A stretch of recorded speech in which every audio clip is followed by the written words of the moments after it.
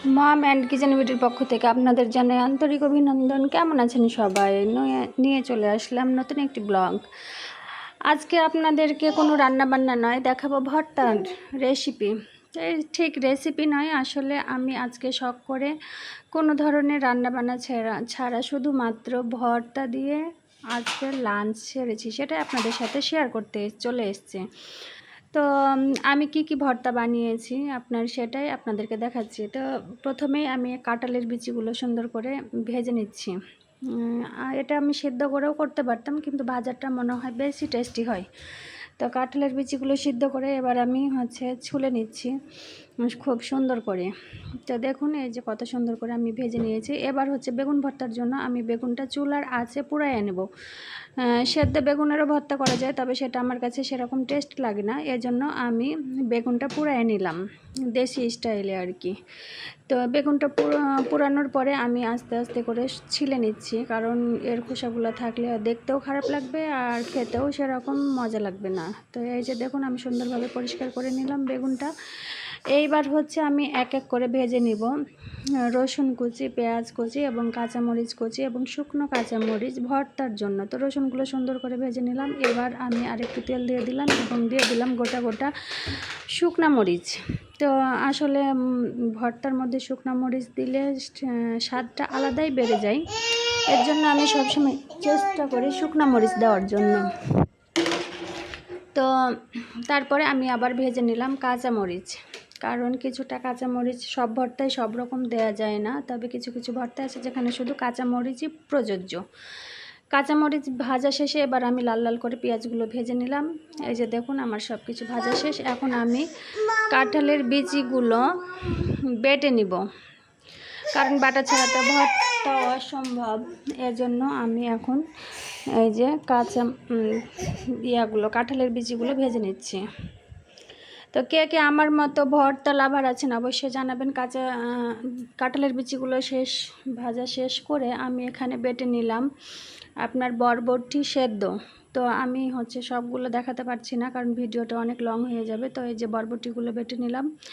এখন আমি বেটে নেব করলা। আসলে আমার বাসায় অনেকগুলো করলা ছিল, তার মধ্যে কিছু করলা পেকে গেছিলো, এজন্য ভাবলাম যে করলাটা ভর্তা করে ফেলি, কারণ ভর্তাটা অনেক মজা লাগে আর পাকা করলার ভর্তাটা বেশি মজা হয় আর কি। তো এই যে আমি পাকা করলার ভর্তার জন্য আপনার বেটে নিলাম। তো এই যে বাটাবাটির ঝামেলা শেষ মোটামুটি। এখন আমি চলে যাব ভর্তা তৈরিতে। তো এই যে আমি খুব পাতলা করে বেটে নিলাম। এটা কেউ কেউ চাইলে হাত দিয়ে এমনি ভেঙেও নিতে পারেন, সেটাও মজা লাগে, কিন্তু যেহেতু পাকা করলা বিচিগুলো অনেক শক্ত, এজন্য আমি বেটে নিলাম আর কি। যারা বিচি চিবিয়ে খেতে পছন্দ করেন তারা না বাটলেও চলবে। তো এই যে সব বাটাবাটি শেষ। এবার আমি সব কিছু একসাথে করে এই যে দিয়ে ভর্তাটা বানিয়ে ফেলছি। তো প্রথমে দিলাম শুকনো মরিচের গুঁড়া, লবণ এবং সরিষার তেল। যেহেতু আমার বাটাই ছিল, জাস্ট এতটুকু দিয়ে মেখে করে নিলাম ভর্তা। এইবার কাঁঠালের বিচির ভর্তায় আমি দিয়ে দিলাম পেঁয়াজ ভাজা, শুকনা মরিচের আপনার ভাজা এবং লবণ ও সরিষার তেল। তো এই যে সব মিলে আমার ভর্তাটা রেডি। এক এক করে আমি এখন অন্যান্য যেগুলো আছে সব ভর্তা করে নেব। এবার আমি করে নেব কচু সেদ্ধ ভর্তা।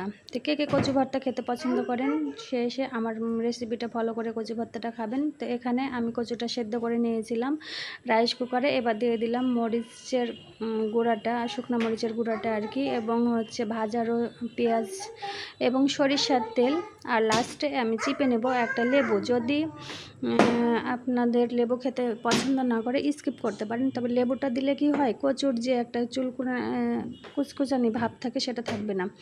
তারপরে এবার নিয়ে নিলাম আমি আলুর সাথে ওই অনুরূপভাবে আমি মরিচ, পেঁয়াজ ভাজা, লবণ এবং সরিষার তেল দিয়ে হাত দিয়ে ভালোভাবে ম্যাশ করে মেখে নিলাম। তারপরে হয়ে গেল আমার আলু ভর্তা রেডি। এবং আলু ভর্তা শেষে এইবার আমি চলে যাব ডিম ভর্তাই। তো ডিম ভর্তার জন্য ডিমটা আমি সেদ্ধ করে নিয়েছি, এর সাথে দিয়ে দিলাম পেঁয়াজ ভাজা এবং শুকনো মরিচ গুঁড়া এবং হচ্ছে লবণ এবং সরিষার তেল অ্যাড করে নিব। দিয়ে হয়ে গেল তৈরি আমার ডিম ভর্তা। তারপরে হচ্ছে বেগুন ভর্তাটা আমি তো আগেই দেখিয়ে দিয়েছিলাম যে বেগুন ভর্তা করা হয়েছে, সবগুলো ভর্তা আমার করা শেষ। এইবার আমার খাবারের পালা। তো এই যে প্লেটে আমি হচ্ছে ডেকোরেশন করে নিলাম, যেহেতু আমি বেগুন একটু ভেজে নিয়েছিলাম, এবং তার সাথে এই যে গরম গরম ভর্তা, তার সাথে ধোয়া ওঠা গরম ভাত। আমার মতো কে কে ভর্তা লাভার আছেন আর এইভাবে ভর্তা করে খেতে পছন্দ করেন, অবশ্যই কমেন্ট করে জানাবেন। ভিডিওটি পছন্দ হলে আপনারা লাইক, কমেন্ট এবং সাবস্ক্রাইব করে আমাদের পাশে থাকবেন, তাহলে আরও নতুন নতুন ভিডিও আপনাদের জন্য নিয়ে আসতে আমি উৎসাহিত হব। তো সবাই ভালো থাকবেন, সুস্থ থাকবেন, এই কামনায় আজকের মতো শেষ করছি। টাটা, বাই বাই, আল্লাহ হাফেজ, এবং আমাদের জন্য দোয়া করবেন, আমাদের চ্যানেলের পাশে থাকবেন। ওকে, বাই বাই, আল্লাহ হাফেজ।